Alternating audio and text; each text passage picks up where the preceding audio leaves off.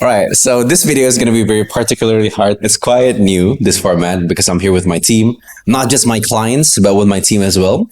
So we're going to start with some introductions, but maybe I'll let you guys have the honor. So maybe we can start with Mike. Hi, my name is Mike. My account is @ZenWriterBoy. I teach people how to make money through copywriting.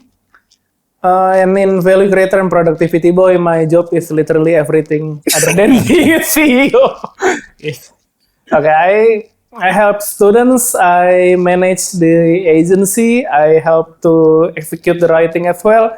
I oversee the editing a bit, helping me. I oversee all the scripts.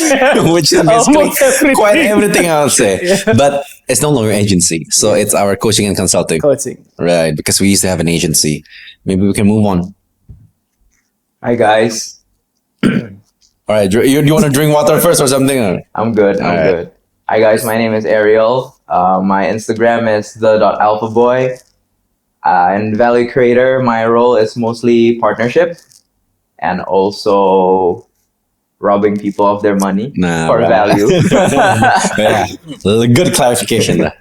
Yeah, so that's pretty much it. So much contrast with Mike. Right? Yeah, perfect. Okay, so once again, disclaimer, this video is going to be quite different from the others. I'm going to be very much more chill because these people are my homies. They're my team, so it's going to be a bit different from the other videos. Maybe I want to dive deeper to your personal accounts, because not just as my team, but you guys do have your own personal branding as well.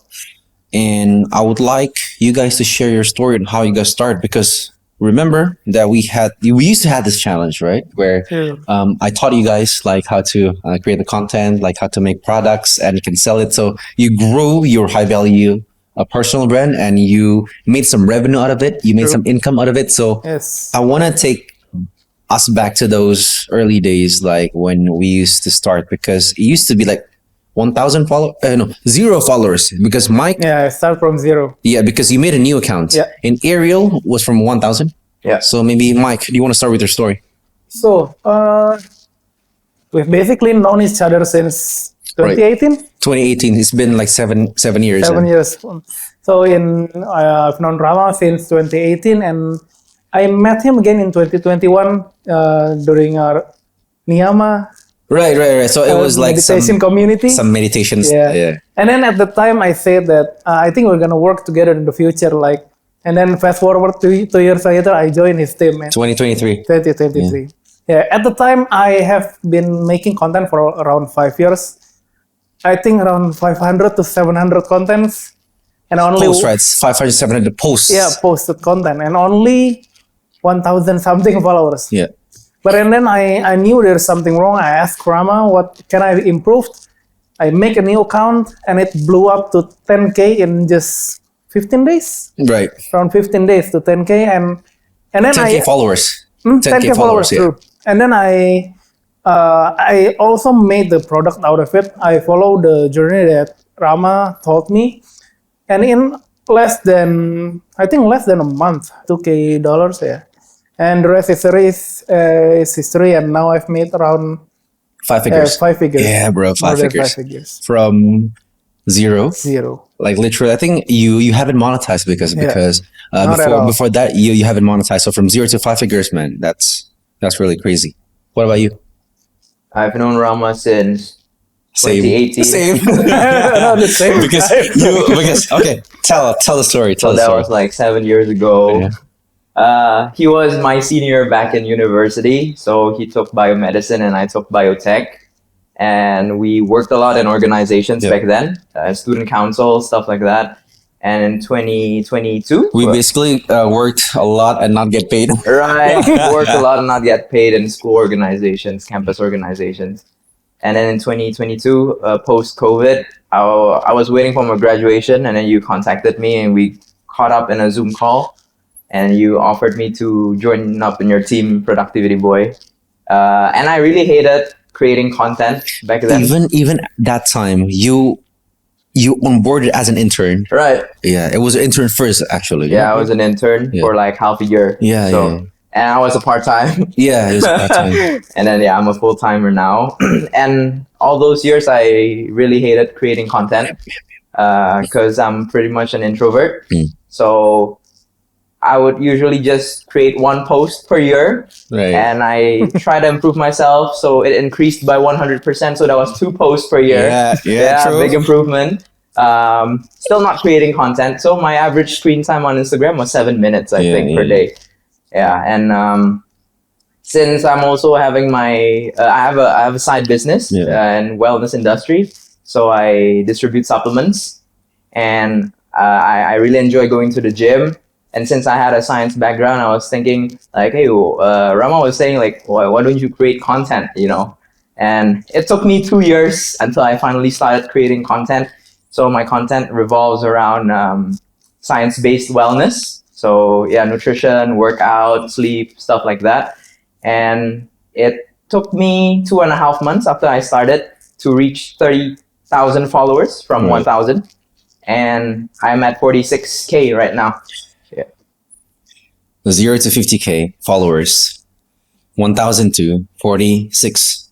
Yeah. 46K followers, like over the span of us working together. And not only that, but these two people monetize as well. Mike monetized from digital products. Yeah. Ariel monetized it for his side business. So he drive traffic to his other businesses, and pretty sure you made a lot of money as well from that. It was quite crazy because thinking back, we had this thought because we wanted to create a consulting company where we help creators do the same like what I did. Basically, we have this model, a VEBSA model. Right. All of us followed it. Our other guests like Sarah, like Mika, they followed the same pathway, and you guys did too, and you guys got results, right?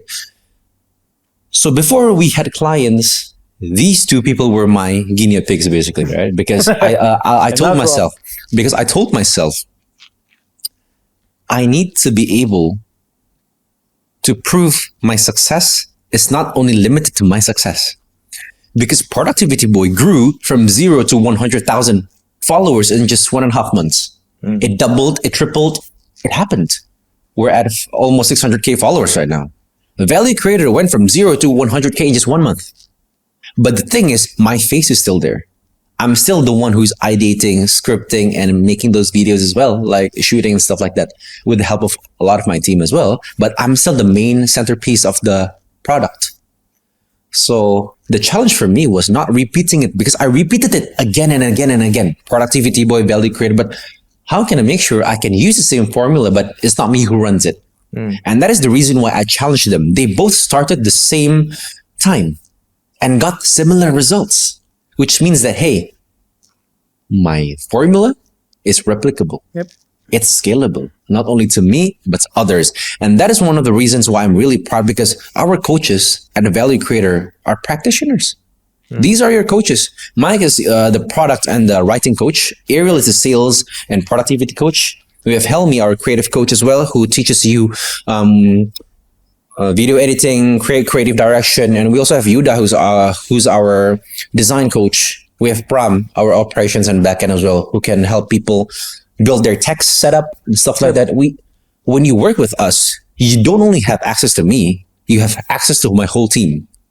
You're gonna see that in the other episodes, because people mention that they don't only have access to me, but they have access to my team. And my team are practitioners. They've been with me for years. They've known me for more than 1 year. They've known me for 7 years. And they've worked with me for years. Not only, okay, I hired them because I have a product. Okay, I hired them and then get no track record. No. We've been through this together, and we've helped a lot of people together. So with that in mind, it's very wild when we take a look at the journey, because we've been doing this for like 2 to 3 years, and it's been such a long journey. There was Productivity Boy. There was Value Creator. Basically, we did all of this in in Indonesia, and we thought that I think it's time to scale internationally, because we have what it takes. I mean, think of it like this. Indo, a third world country where the minimum wage is $300 US. It's 5 juta rupiah, it's 5 million rupiah, it's $300 US minimum wage. If we can make it in the third world country, in a country where the economical and the geopolitical situation is literal shit right now, we're in the middle of a crisis, literal crisis, Yep. but we can still make it and we can still thrive. What about you guys who's living abroad in first world countries, in big countries, like where the economy is revolving around? Like with the same strategy, I'm pretty sure we can easily 10x our impact, Yep. 10x our value distribution, and 10x our revenue as well, I would say. Any thoughts about that? Going international, like what's next for us and everything else in between? I think going international is an interesting approach because, in my opinion, the cake is too big, right, for everyone. So it's not just us, but anyone who actually wants to start into content creation, whether it's with our help or without. Of course, with our help, we know the formula. We've had testimonies. We had a lot of case studies and Exactly. testimonies because the people that we're going to invite to this podcast right here and other beautiful venues in the near future as well are all our clients, you know? Yeah. True. We bring them. It's proof. Yep. They're still existing. They're still thriving. So I do completely agree with you. Right. And yeah, with our guidance, I think, especially since the opportunity is still out there, the possibility is limitless, in my opinion. Right. Because moving fast is our priority as of now. We don't know what's going to happen next year with AI, Yeah. with the other disruptions. 2025, 2026. What about 2027, 2028? We don't know what's going to happen. What can make us a lot of money right now might not be able to generate the same amount or same impact in the next 2 years, 3 years. And we need to adapt. Right. And we're always adapting to that. I agree as well. I mean, you're talking about that we are practitioners, but on the other hand, we have also been practicing our VEBSA model not only on us, not only on our student, but also a lot of our clients, and they come from a lot of different backgrounds. And I believe that this model is working not only because of it's us, it's working because of the model, and it can be replicated and applied into anyone. And the like you said, the potential is limitless. If it's applied into the, I mean, we are trying to break the algorithm, but I think it's gonna be easier for the people from the first world country to do it. Right. It's even harder for us. It's even harder for each and every one of us. But we can do it. We can do it. What about you guys, you know? Yeah. Right? I mean, it's gonna be a lot easier with the scalability, with the easier to scale even into the international market. We are trying, but you guys are already speaking the language. You guys are already in the centerpiece of it. So yeah, it's gonna Right. be easier for them. Right. I mean, like, it's also not common for people in Indo to make it like out there because there's True. language barrier as well. And I wouldn't say we're lucky because we earned this ability to speak English as well with our background. So I think we have a lot of friends in Indo who's doing the same thing as us. Yep. Right. Even some of our past clients are doing the same thing as what we're doing, and we're really happy for them. And our spirit is always about collaboration. We don't see it as competition because, once again, like Ariel said, the cake is too big. If you're gonna eat it all alone, you're gonna vomit. You're gonna throw up, man. Like, I think that's not how the world works, at least for me.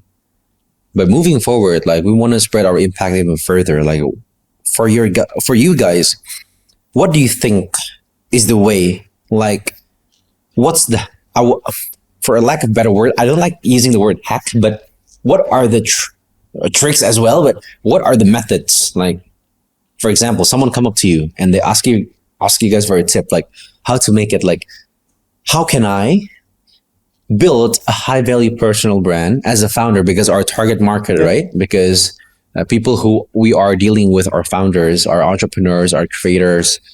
How could founders build a high value personal brand and bring in revenue from that for their company? One tip. What would each of you guys say? I think I can answer it first. For me, every time I get asked like that from my friends, I always ask first, what is your core value that you believe that you can give to the world? And then what can you solve the problem of them? What is the problem of them that they can solve using your value? That's how you go and you make it there.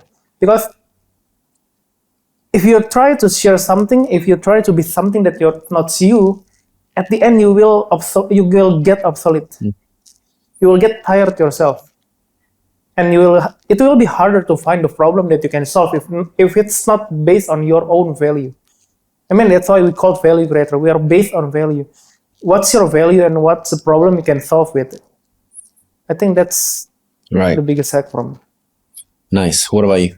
I think for me, it all comes down to scope of mastery. I was about to answer that and you stole my answer. Okay. Take my thunder. Go. So go. scope of mastery, as I've learned from you, is one thing that you are really passionate, like deeply passionate. You really love it so much, and also you combine it with something that you're exceptionally good at. If you're really good at something but you don't really enjoy it, then you're gonna get bored along the way when you create content. And if you're really enjoying something but you're not good at it, then you'll always lose to your competitors. So it's essential to have both aspects, both factors play a role, and you find a combination of both of that basically. I'm so proud right now. I'm so proud because that was supposed to be my answer. I was supposed to answer that, and you represented me quite well. So I'll say that's something that's very touching, because seeing, our concept, my concept, to be able to be explained like that by our coach, by our students, like by our clients, it's such a weird feeling. But I would like to take a moment to also appreciate Mike, because we are the type of people who like to create concepts. Like when you are onboarded to our platform, to our vault, where you can access our course, it's going to be filled with so much weird names, because we create those concepts ourselves. It's an iterations and a synthesis for our experiences, right? From our experiences. And there's this one concept that I really like, which is called closeness versus authority, which we use it for our clients. They've seen really good results from it. But I like to give the credit to Mike, because we were, was it in the office or maybe like somewhere else? But I was still working from Bandung. Right. So we were actually, Mike is still not in our base camp. Mike is still working from his hometown. So we had the Zoom call and stuff like that. And he came up with this brilliant idea of closest versus authority. So I think because you took scope of mastery. Yeah. So let's spill something that's also like close to our hearts. So there's closest versus authority. Please share it to the mic. Maybe I'm gonna share from the background story of it. Right. So the main problem of the Zoom call is you asked me why I didn't get that endorsement. Right. But our other friends who have like a third of your followers get it. Like, why that was the core story. Why the heck? Yeah, and then I think really hard about it. I analyze his profile and analyze your profile, and endorsement is basically brand collaborations, brand sponsorships, right? And I found something interesting that from your profile, I see people get helped. I see people thank you because of the knowledge that you give. On the other hand, on his profile, people are asking for a recommendation. People are saying that they can relate to him. They say that they have the same experience as him. And I found out that there's two types of creators. The one that's like on the same level, really close with their followers. And the other one is the one that have more authority, like a teacher, like an older brother. And that's where the concept of closeness versus authority came. The authority creator was the one that gives more knowledge, gives more value. Education, basically. Educational. But on the other hand, there is a closeness creator who creates content to make people more relate to them, to be more close, basically. Lifestyle creator. So that's those two spectrums is what we created, and we named it as authority versus closeness. Right, and that's very important because it's gonna really dictate on where the trajectory of our content is gonna go. Yep. Of our personal brand is gonna go. It's really important, especially for founders, because as founders, there's metrics that we need to track. Yeah. There's revenue that, of course, we expect to bring to our business.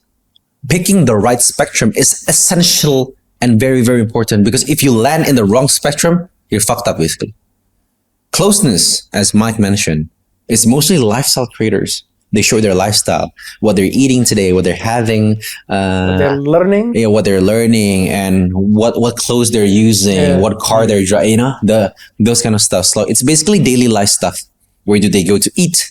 What are they doing at this certain period of time in their life? Their stories, stuff like that. So Get that's ready with closest. me kind of trend. Get ready with me kind of thing. Recommendations type of content, right? But on the other spectrum is authority. Basically, it's the people that gives education. So the positioning is closest is here. You with your followers is here, but authority, your followers is here, but you're here. They look up to you. Yep. The monetization path is different. That's the most important thing, because at the end of the day, if you want to make this as one of your revenue stream, or maybe you want to go full time as a creator, this is very important. Why? Because you need to sustain your life. And how do you sustain? Through revenue, through monetizing your personal brand. And that's really essential for you to get the point. Where do you want to bring your account? Is it the lifestyle route? Is it the authority or the educational route? It's really important. Both can be monetized, but the way of monetizing is different. Lifestyle is more towards like brand sponsorships, and that's why that person got the sponsorship, because he's more close. Meanwhile, me, I'm more on the authority spectrum, on the educational spectrum. That is the reason why how I monetize most of my revenue, the revenue stream that I have is through coaching, consulting, info products, and stuff like that. So that's really important to know where we're moving forward, because how we built account is different. But on that note, in your opinion, which one can potentially generate more revenue? Depends on the country. Okay. True. Yeah, But if true. we're talking info, digital products, information products, it's hard to monetize in Indonesia. Yep. Why? Because entertainment adoption is more than education. And the buying power is total shit, to be honest. The same course, if I translate it to English and if I sell it to the US, I can easily 3x the price. Not because there's a price increase, because that's just the disparate. That is just the discrepancy in the buying power. Yep. And I can even raise it like 4x, 5x, What the heck? So for info, I'd say the rest of the world compared to Indonesia is actually better, especially the big five: US, UK, Europe, Canada, Australia. I think it's a lot better. But when we talk specifically about Indonesia, I think how people consider monetizing your creator profile is mostly through brand sponsorships, and that is one of the most common methods here, and that's what the industry is more receptive towards here. So I'd say that's my answer. Do you agree, or do you have any other thoughts? I agree. I mean, and one of the maybe one of the reason is that the info products industry haven't matured yet here. Yeah, true. Because it's like we're 10 years late compared to like US, Russia. Russia is crazy. Russia is big. Russia is big because we have this partner of us as well that's from Russia. We learned a lot from him as well. Shout out to Mike.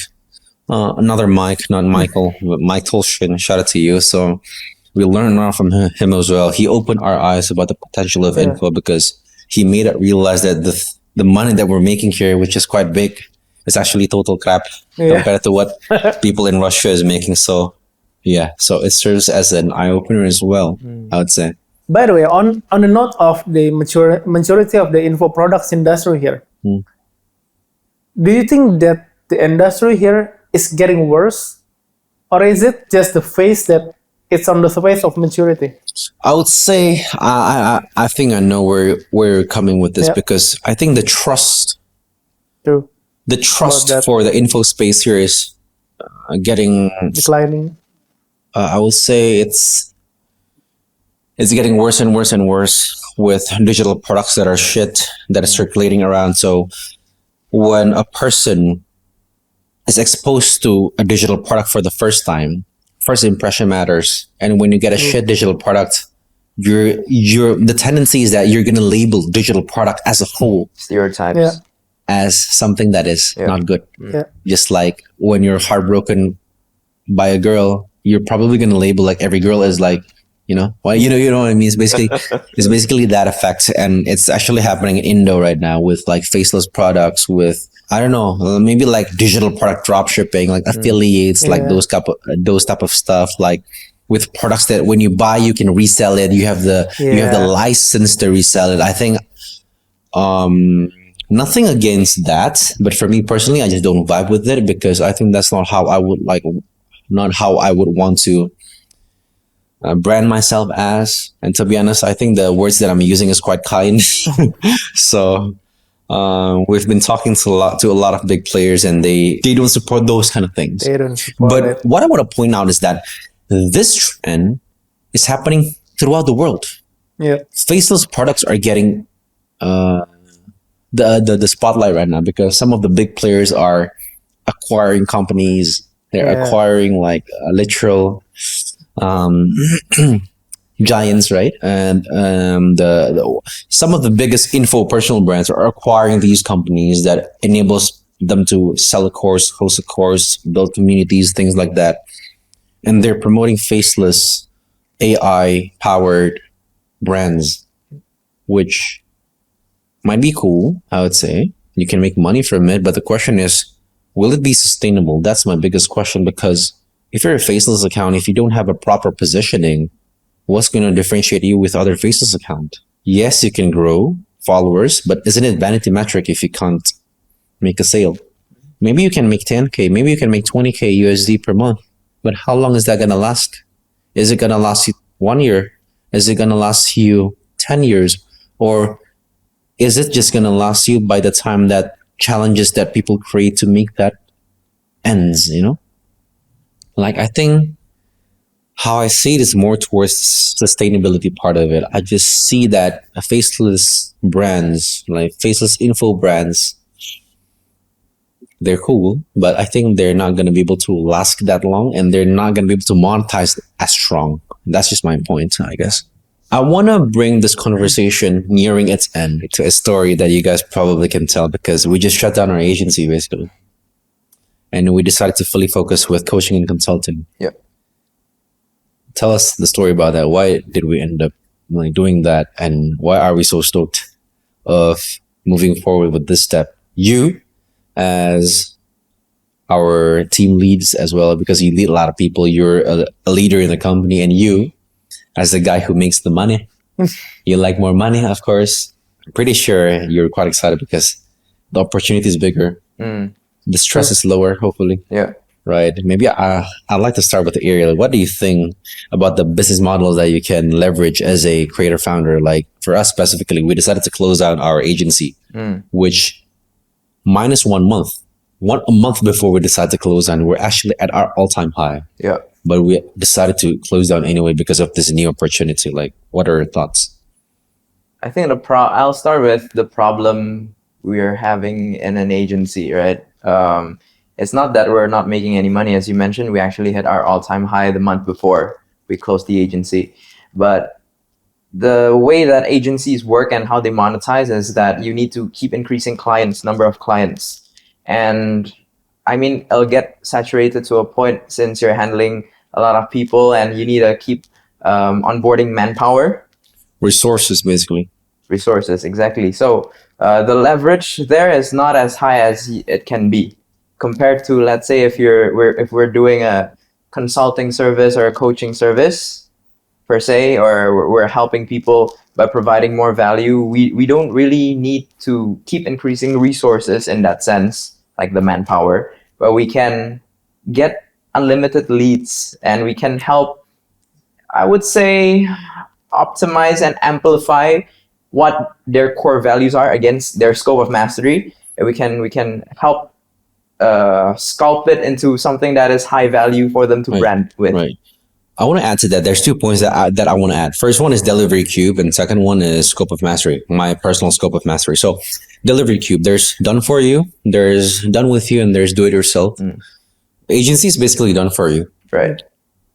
Which means that we need to onboard team to we need to train them, and we need to make sure that they can deliver. I can relate to this to my second point, which is my personal scope of mastery. If you guys believe in METI, I'm basically an ENFJ with a strip with a T. So basically, I'm a teacher. Like, I'm literally at the very end of the spectrum. Like, I'm a teacher. Like, I'm Like that's why I live, Yeah. you know? So I really love teaching, like seeing people transform, seeing people go from A to Z, like transforming like you guys, like seeing Mike crushing it, seeing Ariel crushing it. I find joy and I find peace there. And I put my pride, some of it there too, you know, being able to help people change their lives and live better lives. I really like that. And I feel like I enjoy that a lot better than training a team, leading a huge team. I think I enjoy transforming my clients more than that. And that is the reason for me personally, because from the delivery queue perspective, from the fulfillment perspective, it's just more scalable, this coaching and consulting offer. Right. And from my personal strength, I think I can teach better than lead a huge. It's not that I can't lead. It's just I prefer leading small teams. Maybe like a team lesser than 10. That's perfect for me. But our max team, well, we're at 18 people at the time. I think 18, yeah. when it touches like above 10, I feel like I've lost touch with most of the team member because it just gets too big, and I kind of didn't like the sense that I couldn't pay attention to each and every single team member. So I quite didn't really like that. So there's that, and there's the fact that I love teaching so much, and this is the best business model for me. So hopefully that this story can help you guys to decide on what business model that you guys are going to pursue if you haven't have your own company. Like if you're starting out from zero, maybe these are some of the considerations that you guys can do for yourself, you know. True. I agree to that. I mean, from the scalability standpoint, the margin of agency is never gonna Right. get That big, there's right? that too, because when you want to increase the revenue, you need to increase the costs as well. I mean, from that, and then when you want to increase the cost and when you want to increase your revenue, you need to train more team. You need to Onboard more clients. onboard more clients, and that's a cycle of tiredness, I see, and stress. Circle of hell. Yeah. I mean, on the other side, when we do coaching, as we have been doing since like last 2 years. Last 2 years, actually, Last 2 years. It's maybe the stress level is the same, but the joy Right. That's and the fulfillment on us, not on our students, but on us. It's really satisfying. If you guys watch the other episode with Sarah, and she said that she and her team bothers me so much, it is tiring. Sorry, Sarah. that is true. It's tiring. What my strength. That is true. That is tiring. Yeah. But It's really fulfilling to see them finally grow, to see them understand, to see them improve. It's really fulfilling. if you bother us, that's okay. Yeah. But if you improve, that's a good way, because we got good testimonies anyways, right? Just being honest, man. True. Just being honest. Bother us, we don't mind. But if you don't transform, if you take our support for granted, like, Yeah. what can I say? What can I say, right? So maybe before we end this session, because it's getting too long, because if we want to talk about a lot of things, we can talk for 3 hours Yeah. nonstop. And if you guys like the episode, we're going to have more of these, maybe. True. Before we end, any last message maybe for our future clients? Because people who are watching this, I'm pretty sure they are our future clients. It's not whether they are going to work with us or not. It's just about when they are going to work with us, I believe. So any messages to them? I believe I came from a standpoint of someone who have been trying this social media thing for a long time. I know sometimes that like having this kind of growth in social media can be doubting, terrifying. But trust me, from coming from the perspective of someone who's been trying so hard and cannot do it without any help, I think this model is not one of the best. I believe this is the best model to grow. I mean, I've attended Countless. countless classes on social media, unless yours before. And I haven't grown anywhere, but yeah, A VEBSA model, basically. it's the best. Thank you, Mike. Ariel.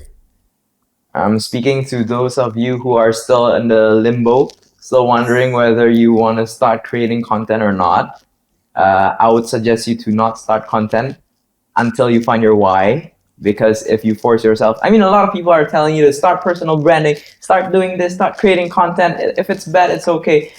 In my opinion, I don't agree with that, because you're gonna stop halfway anyways. It's like someone forcing you to hit the gym, but you still don't find your why. You're gonna stop before February comes, right? So yeah, I mean, if it takes a year, it takes 2 years for you to find your why. Then I guess that's the way. But sooner the better. I can say from experience, since creating content, creating personal branding, people will view you differently. Like, you have a different sense of authority. Right. Because social proof matters. The Exactly. numbers in your followers tab matters, right? When I didn't have those number of followers, even though I had the same intention of providing value to others, they are more likely to take it for granted, or they have something like, hey, I bet you're trying to sell me something, you know? But now that I'm in a position right now and I were to offer my advice, they are more grateful, I guess. They see you as someone that they can trust. Yeah. Because it's a symbol of trust. Personal brand, your Instagram profile, your YouTube channel, your TikTok profile, your LinkedIn profile, your Twitter, your X profile. It's basically your digital name card. Nobody uses a name card. Oh, I mean, like, some old school people use name card, but it's the new age of name card. And I want to add on what Ariel said. I do agree with that, because everybody says start personal branding, start creating content. They say that because they want to sell you their course, which is the same as us. We sell courses, we sell coaching as well. But my point is that don't start personal branding if you're not ready. I do agree with Ariel, because people say personal branding is for everyone. You need to start personal branding. I say personal branding is not for everyone. Creating content is not for everyone, because some people, they are just better with their mouth shut. Just shut your mouth, you know? Some people, they spew noise. They spew noise. Why would you open your mouth? Just shut up. But for the people, for the value-driven individuals, for the misfits out there, for the people who know they have place where they can bring impact to others, give value, scale your value. And with that, magic happens. You get the trust you deserve. You get the authority you deserve, and you get the revenue and income you deserve. If you are the type of people, if you are the type of value-driven individual, I'd like to invite you to chat with us. We'd be very happy to hang around with you. You can find the link in the description to get in touch with us, and I'm pretty sure that we can. Oh, most likely you're gonna meet him anyways, because he's our partnership rep. So you're gonna meet Ariel anyways. You've seen him in this video. You got to know him already. You know his story now, from 1K to like 46K, killing his side business, crushing it so far. You're gonna meet him, and you might meet me too. So I'm really excited to work with you if we are a fit. So it's been a pleasure. It's been Rama, Ariel, and Mike from Team Value Creator and Team Productivity Boy. We'll see you in the next video.